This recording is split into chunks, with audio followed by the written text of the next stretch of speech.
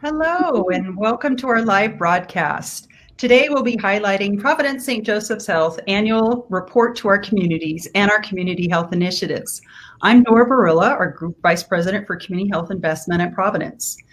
Joining me today in this live event, I have Dana Codron, our Regional Director for Community Health Investment in Northern California, and Martha Shanahan, our Leader for Community Health Investment in Humboldt County, located in Northern California.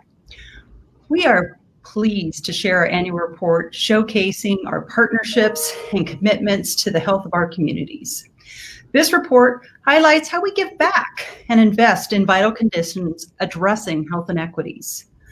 Our latest report focuses on our efforts over the past year, and we will also share today with you how we're building on those foundational investments to address the emerging needs over the past few months. The information provided during this event is for informational purposes only. If you have any medical questions, please reach out to your primary care or healthcare professional. So let's begin. Good morning, Dana and Martha. Good morning. Tell us a little bit about yourself and your roles within Providence. Sure. Well, as Dora mentioned, my name is Dana Codron, and I am the Regional Director for Community Health Investment, also known as Community Benefit, in Northern California for Providence St. Joseph Health. My background originally is in nursing. That was a long time ago, working in the walls of the hospital, probably over 35 years ago, but always with the same organization with the commitment to serving those most vulnerable in our communities. And my passion and calling drew me into home health and then later into community and public health, where we are right now. Yeah, and so my name is Martha Shanahan, and my role is as manager for community health investment for our two ministries in Humboldt County. So that's St. Joseph Hospital in Eureka and Redwood Memorial Hospital in Fortuna. And I've worked for Providence St. Joseph Health for about 8 years in this role. And prior to that, I have about a 15-year experience working in public health. I started my career in Washington State in the Seattle area, working for the public health department in Seattle and also for the University of Washington, primarily in the realms of public health nutrition.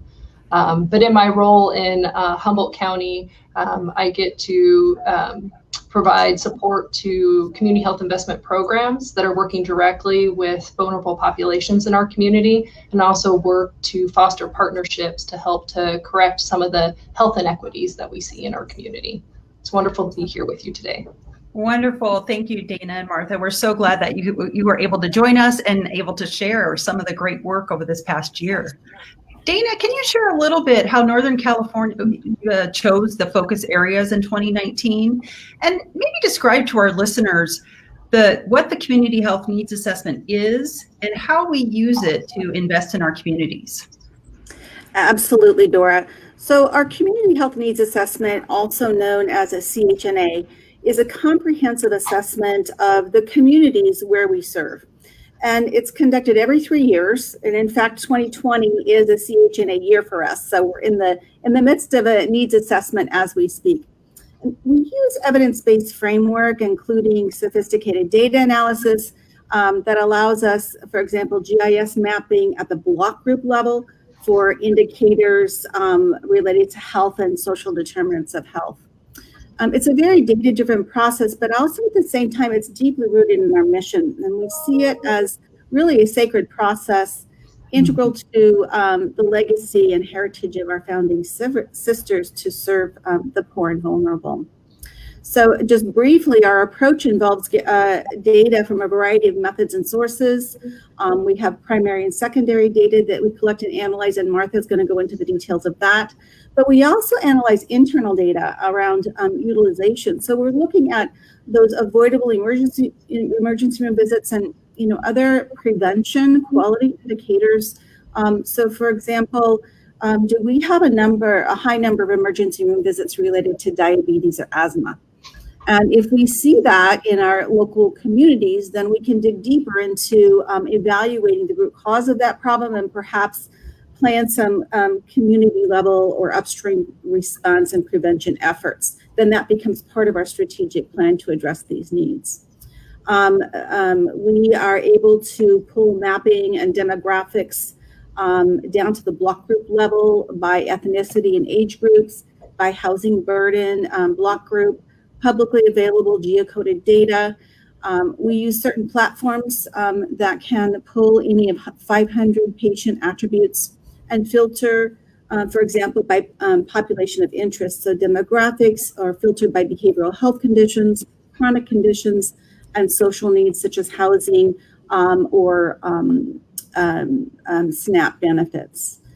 So we have a fabulous analytical process at our fingertips, but we also are careful in leaning into our community to really listening to what it is they are seeing that the needs are. Oh, thank you, Dana. It's just always so affirming to hear, that the community health needs assessment is that sacred process, really grounded in our heritage and using our advanced analytics with just really listening to our communities. So thank you for sharing a little bit of the overview of that.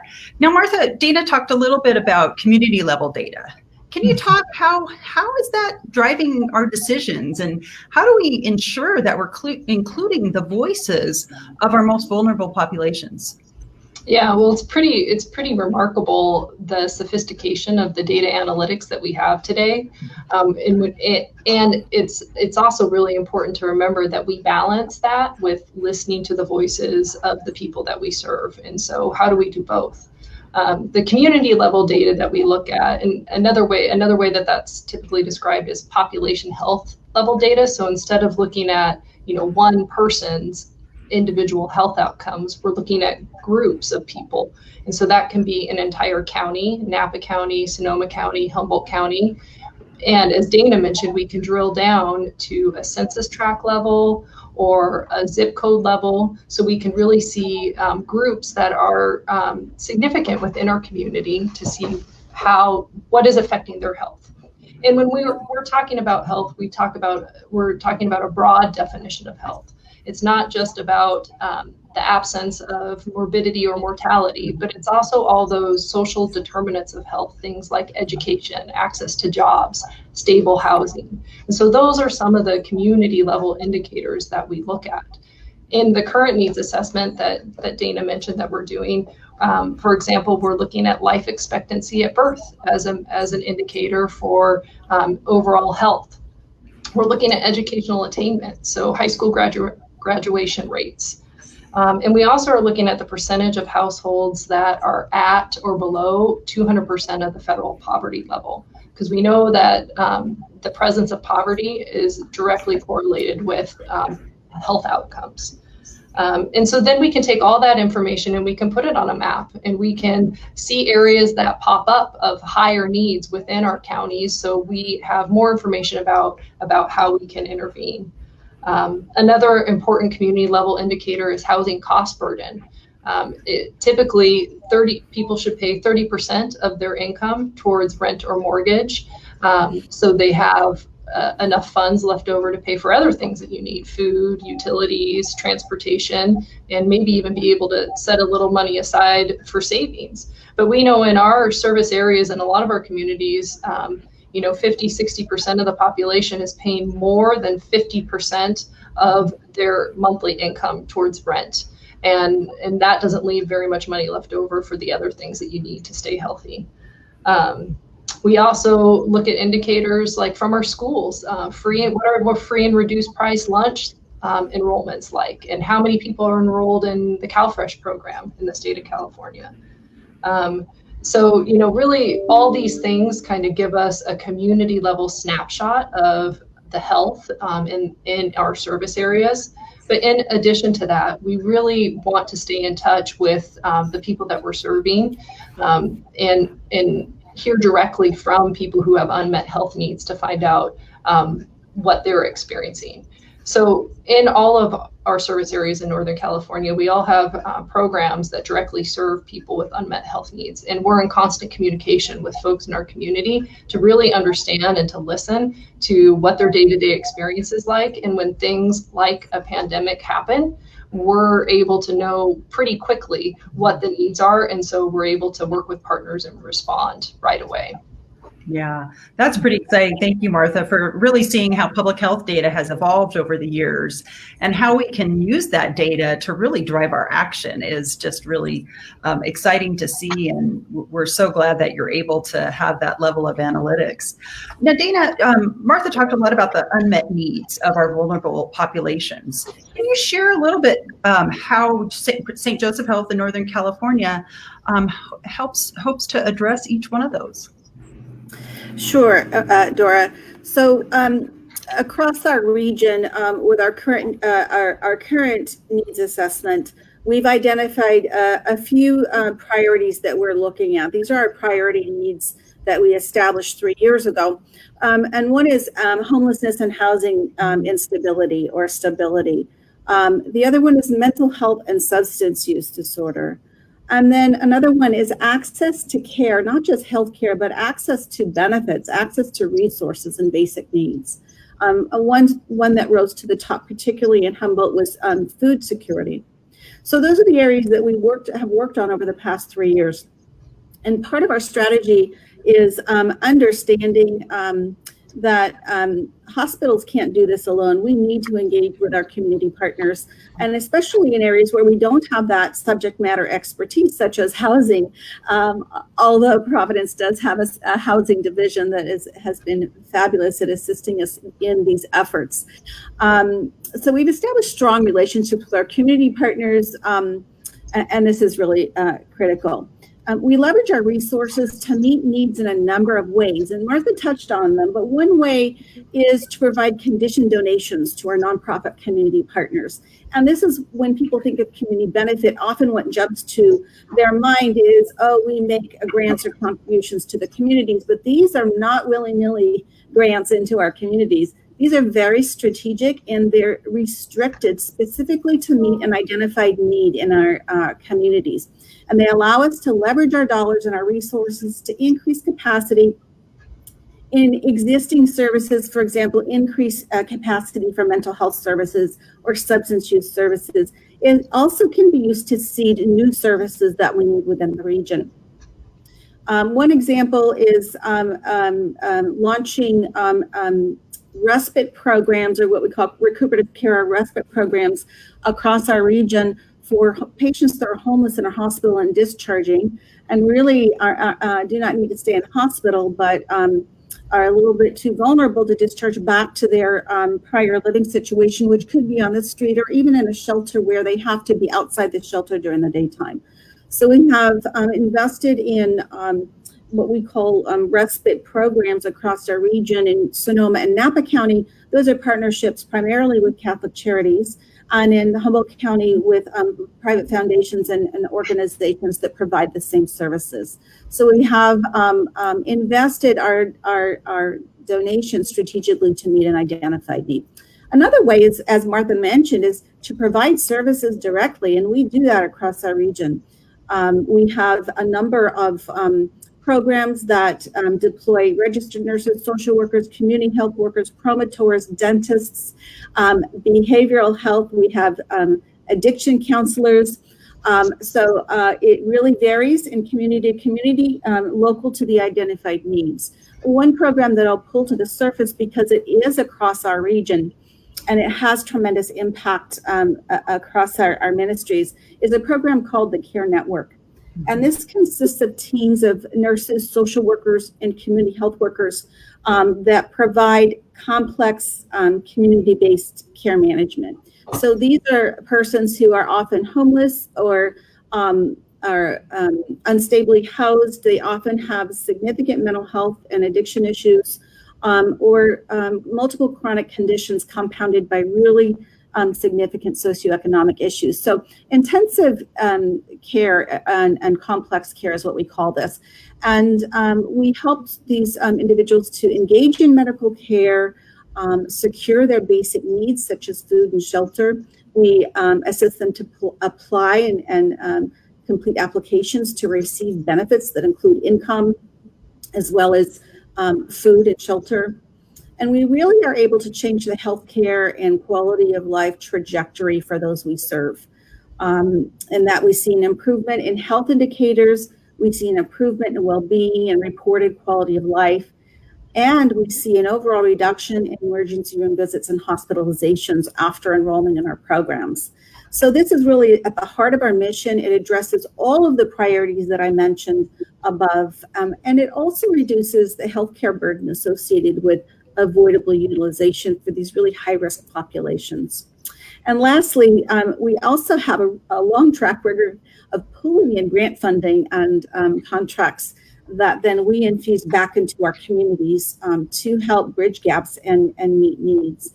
And so we're fortunate to have grant funding support from the Wellbeing Trust, from our St. Joseph Health Community Partnership Fund, just to name a few. We also have contracts with Managed Medicaid and County Public Health, whole person care for some of the services that we deliver in our communities. Yeah, that sounds like you've built long-time trusted community partnerships, Dana, that you're able to make those impacts. So thank you for sharing. Now, Martha, you and Dana both talked a little bit about upstream. Could you share a little bit with our listeners what that means and how you're able to address, some immediate needs while also addressing some prevention for the long run? Yeah, good question, Dora. In the public health world, the phrase upstream interventions has become quite popular.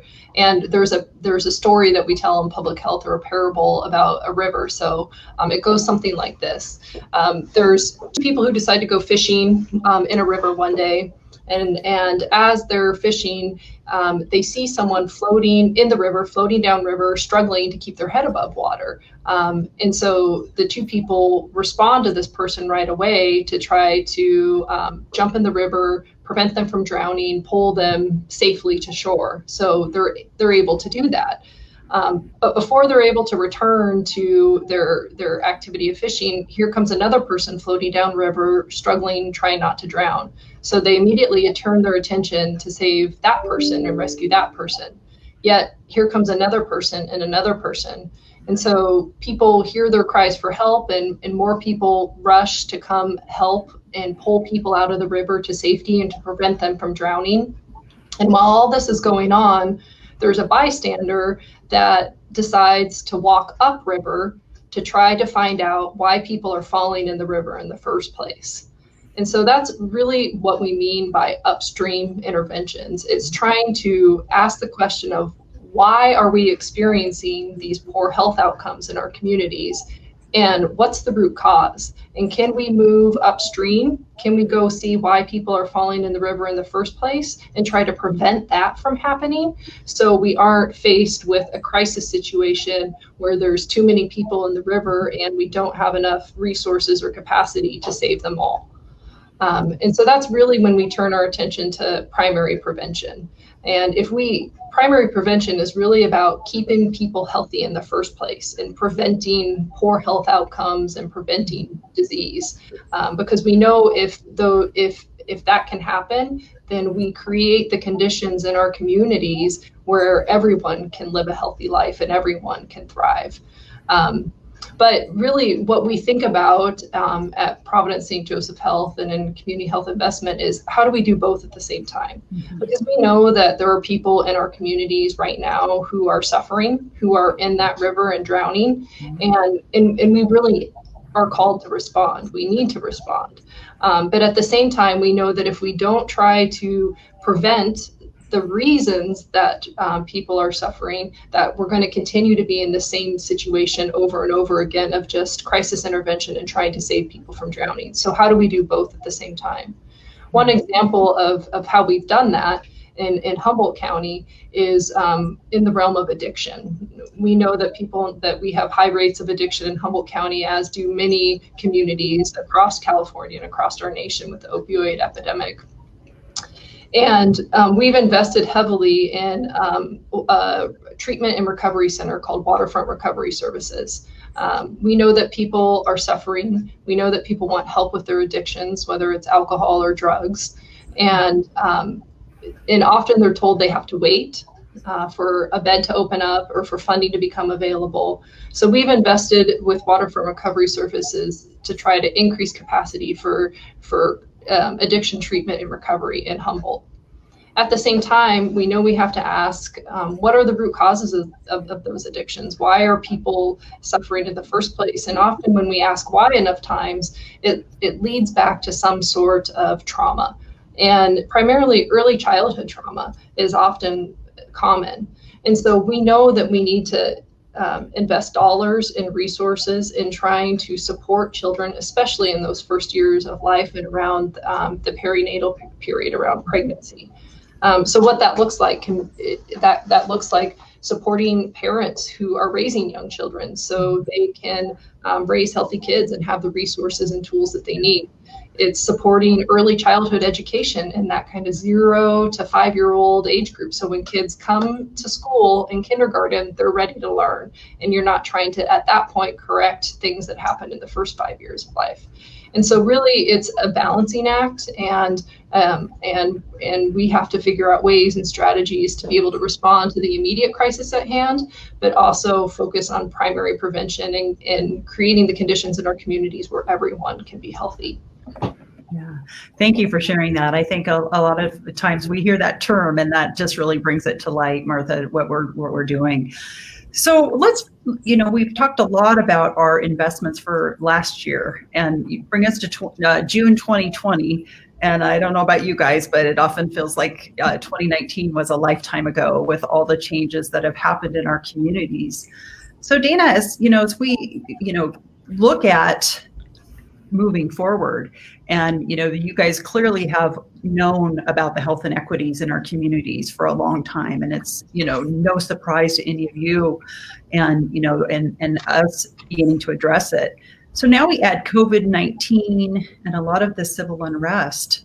How do we turn really a disruptive moment into a generative moment that really includes longer term solutions addressing many of the root causes that you're talking about, Martha, to make sure that we're really impacting our communities for the long haul?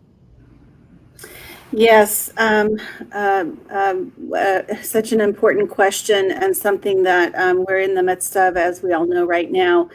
In light of COVID, our work to serve the poor and vulnerable has multiplied dramatically, because we are seeing an influx or a surge of people, waiting in infinite lines for food, unable to make rent.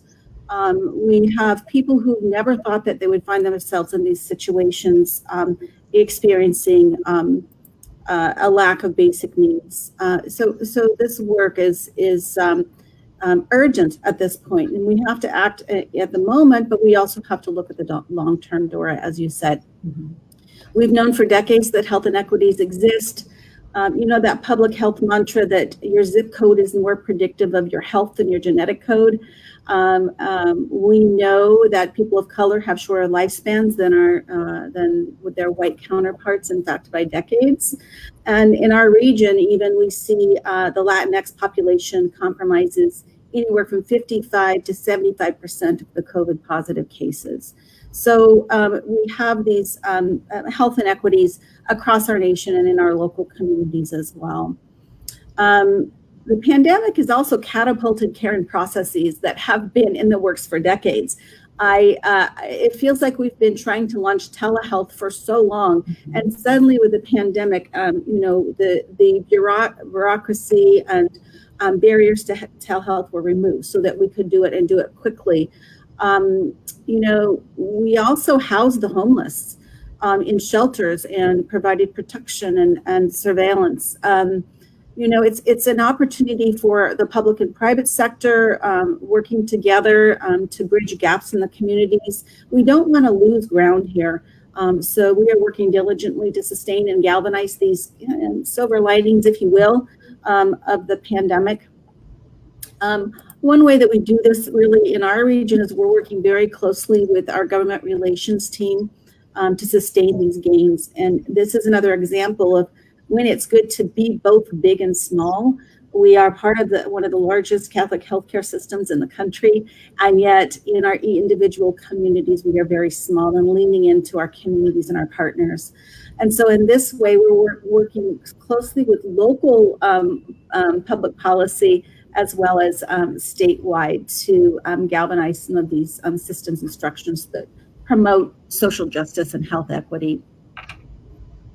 Thank you, Dana. That's really insightful in terms of addressing the immediate need and really building towards the future, which is really going to be so key, that we all lean in to this moment in time in history. Now, Martha, can you share just a few of your favorite stories that highlight the difference that you're making in Northern California? Yeah, I'd be happy to. There's so many great stories.